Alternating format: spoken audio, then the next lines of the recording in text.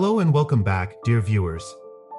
Today, as promised, we get to the conclusion of our three-part tale. If you're new to our channel or maybe you need a refresher, don't worry, I'll link the first two parts so you're not lost. Now, I won't keep you waiting for much longer, so grab a cuppa, get comfortable, and let's get to it.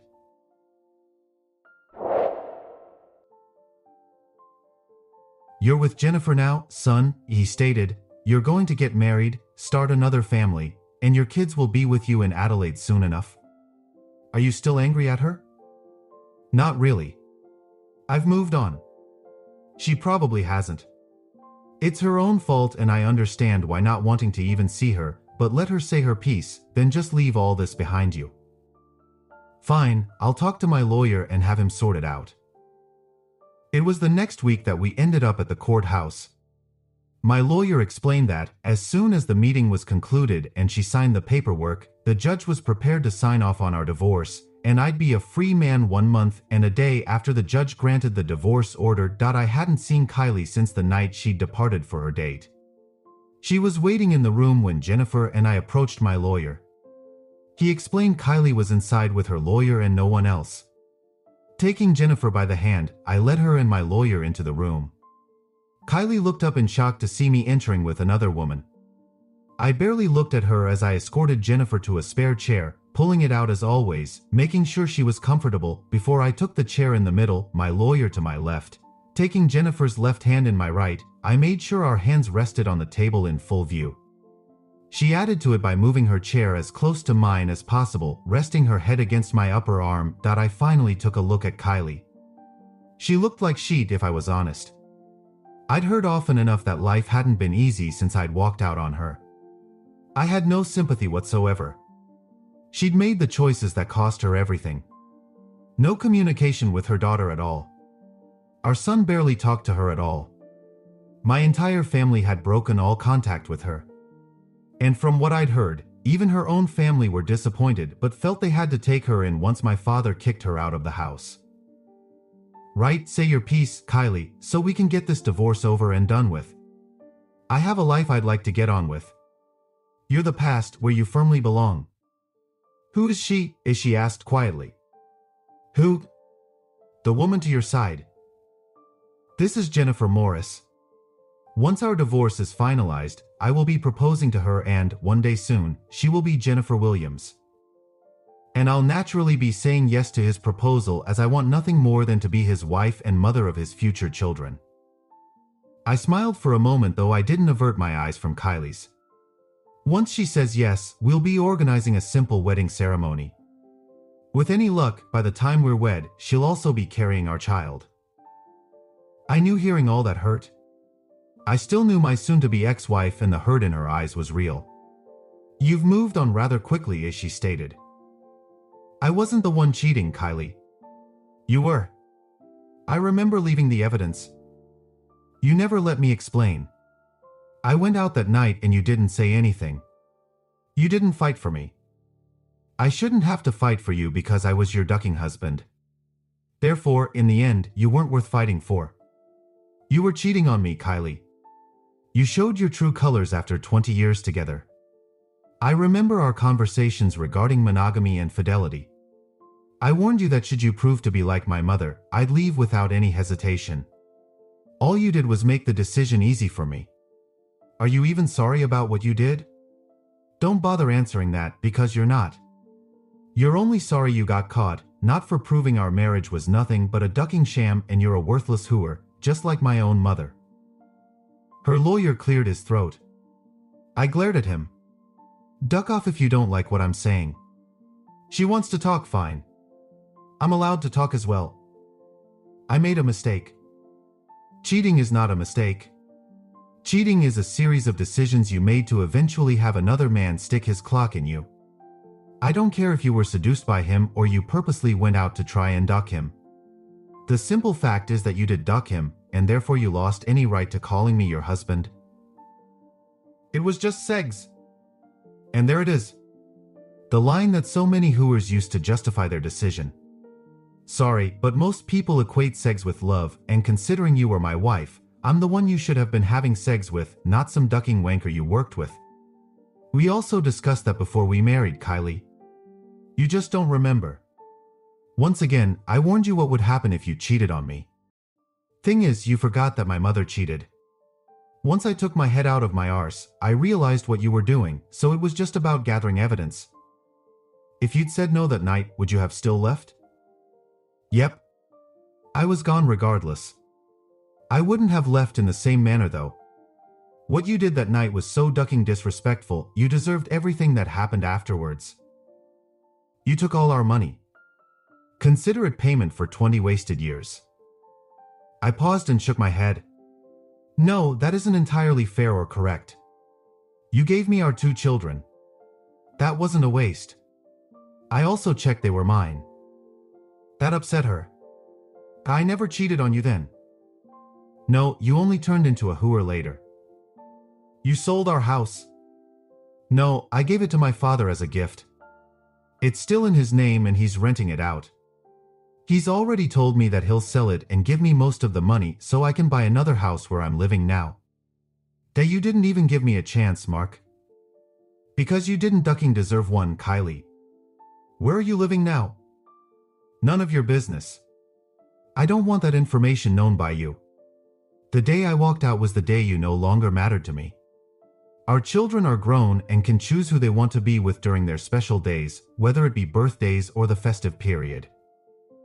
She fell silent as she knew nothing she said was going to change my mind.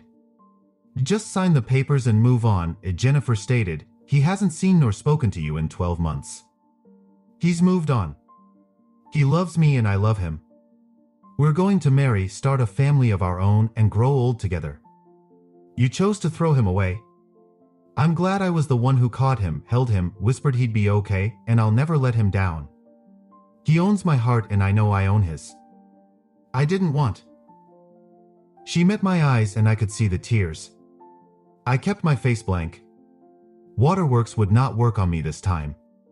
I still love you, Mark. Good for you. I don't care, Kylie, I replied coldly. The tone made her almost jump. I don't hate you any longer. Don't let the cold tone fool you. I just don't care about you any longer. You ceased to be my problem the day you let another man duck you. We sat in silence until her lawyer finally cleared his throat. Kylie, this is clearly getting nowhere, her lawyer stated. Just sign the paperwork and end the charade. He's clearly moved on as he intends to remarry. No judge worth their salt will prevent that from happening. Your marriage is over. Your kids are grown. You no longer share any assets. It's over. Do the honorable thing, sign the paperwork and move on. He took the paperwork from a folder and placed them in front of her before offering her a pen. Kylie met my eyes and that's when she did cry. I knew her enough to know that she was genuinely upset. Wiping her cheeks, her hand was shaking as she gently took the offered pen and glanced over the paperwork. At the bottom, she signed and dated the paperwork. Is my presence necessary in the courtroom? I asked my lawyer.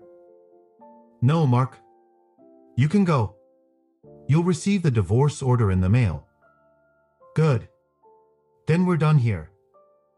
Rising to my feet, Jennifer took my hand and I led her out of the room. I'm sorry, Mark, I heard her call out, I'll always love you. I appreciated the apology, though it meant nothing any longer. It was far too little for too late. But as for those last 3 words, I'm fairly sure she did still love me, but I didn't care. The woman I loved was currently holding my hand, and in a month and a few days, she'd be my fiancé. Walking outside and down the street, my father, Naomi, Steve, and Charlotte waited for us in a coffee shop. Gesturing with my head, we walked further on the nearest pub as I was gasping for a drink. After buying a round, we sat down at a table and I explained the discussion. They were amused when I admitted I probably did more talking, getting anything I wanted to say off my chest. How did she look? Charlotte wondered. Like she'd. Definitely looking her age, if not older. Definitely earned yourself an upgrade, Jennifer whispered into my ear. Did she sign the papers? My father asked. Nodding, we clinked glasses and sipped our beers. I went through the same sheet with your mother. I'm fairly sure whatever Kylie told you is what she tried to tell me. She didn't try and blame me, Dad. Mum blamed you for working too much. Did she try and justify it? Stephen wondered. Yeah, the old line of it was just segs. What the duck is it with these slotty women claiming it's just segs? Charlotte wondered almost to herself. I married my husband and wouldn't dream of stepping out of him just for segs. If I want segs, I'll approach my husband and ensure he ducks my brains out whenever I'm feeling horny. She stopped and blushed, realizing she'd just said that in front of her father and grandfather. We exchanged a glance and burst into laughter. "Oh, well said, girl." "Well said," my father exclaimed. "And words to live by. Whenever I'm feeling randy, your grandfather doesn't stand a chance," Naomi stated, "and if he does need a little chemical assistance, he knows there are other things he can use." "Naomi, that's my grandfather," Charlotte exclaimed. "He's not dead, nor am I. I'm 65 years old and still more than capable of a good duck," Naomi retorted. "Your grandfather met me at the right age. He was still a randy bugger and I was almost constantly horny. But as soon as we were together, we made a promise to be good to each other.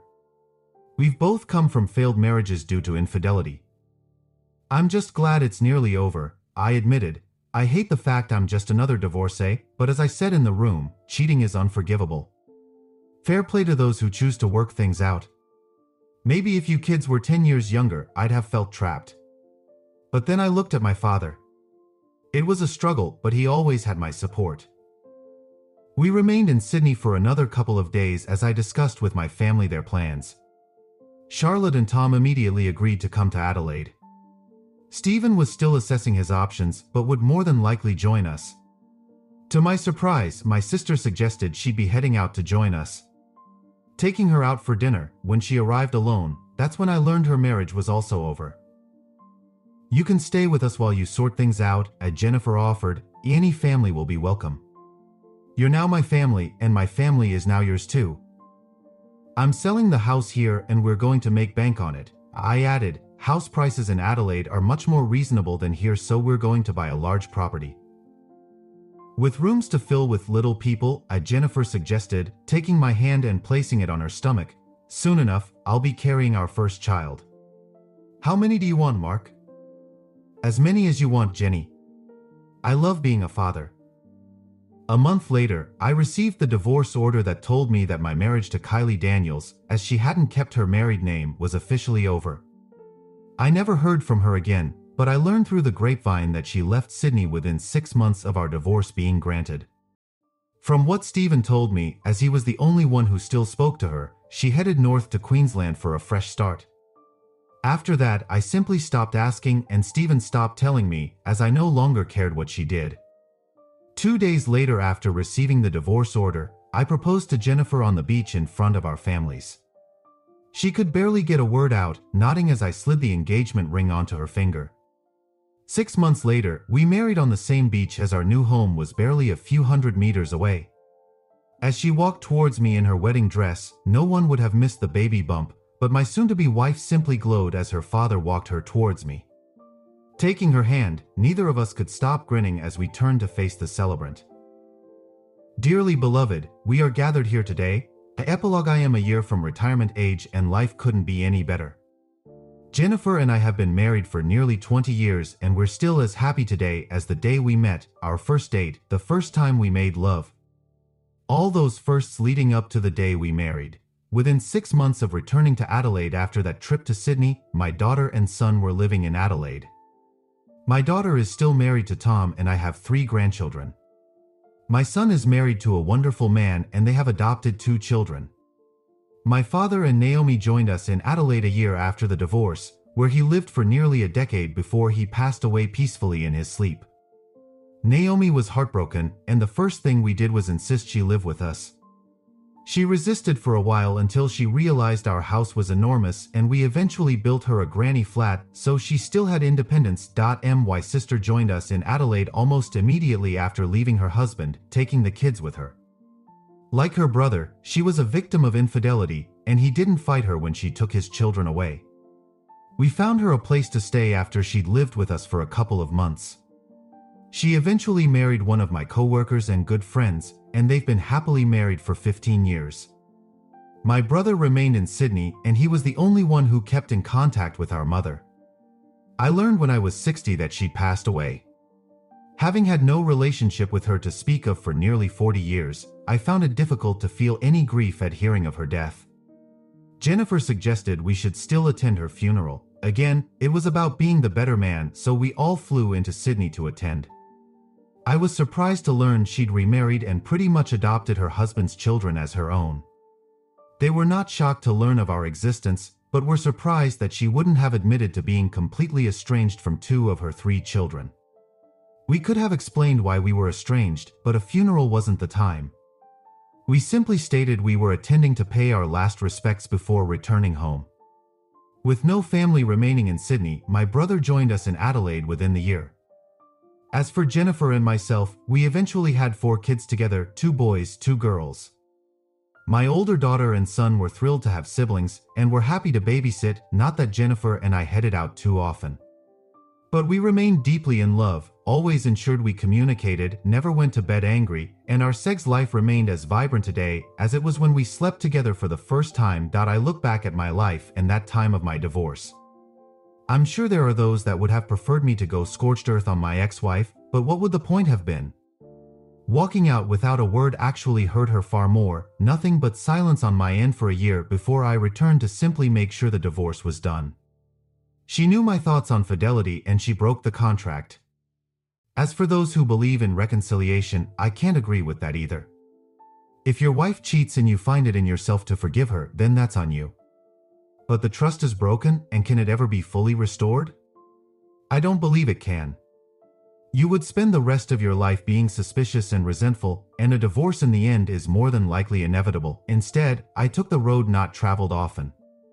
No real revenge, at least not to the extent of burning it all to the ground, but there was no chance of a reconciliation either. I just walked away and chose to get on with my life without Kylie. I found Jennifer, my one true soulmate. I still state that meeting in the supermarket was fate. I'm not religious, but I'm fairly sure there are those old world religions that talk about the gods of fate. Are you ready, Mark? I turned around to see my wife looking utterly resplendent in a gorgeous red ball gown. What made me smile is when she lifted up the front to show me she wasn't wearing any panties. "That's yours later tonight, lover," she whispered. "I'm fairly sure I'm already dripping wet from the thought of you ducking me senseless." "What about right now?" Walking towards me, she stopped and leaned up to kiss me as her hand caressed my crotch. When she felt my clock start to stiffen, she broke the kiss and smiled. "Still have the old magic, I see. Heard from the kids? They're either on their way or getting ready to leave. And the young'uns? Will be fine without us here for an evening. As long as they don't burn the place down. So do we have time to fool around?" She smiled at me. "Well, it would be shame to waste an election. Got your little pills handy for later, just in case?" "I don't need them that often, Jenny. You still turn me on something fierce. And if that needs time to work, I have other ways and means to get my wonderful wife off." "I should bloody hope so." She cuddled into me as I held her tight to my body. "I love you, husband. I love you, wife. Many more years of happiness?" "I should hope so. Well, maybe we have a few minutes to make love before we need to go. I'll tell the kids we're delayed for a while. They'll know why. And?" She smiled and took my hand, leading me towards our bed. It wasn't the same bed we'd first made love on, though it was the same bed on which we'd conceived 2 of our children and spent many a night making love for hours. It was never going to be a quick thing once her gown ended up on the floor next to most of my suit. And once we were completely naked, we couldn't help smile at each other. "Duck it, we'll just be fashionably late," she moaned as I slid inside her. I still can't say no to this after all these years. This old boy still had it, at least, and that's a wrap for this 3-part episode. Trust is a fragile thing, and these stories remind us of the importance of nurturing it. Make sure to subscribe and hit that notification bell so you never miss a shocking revelation.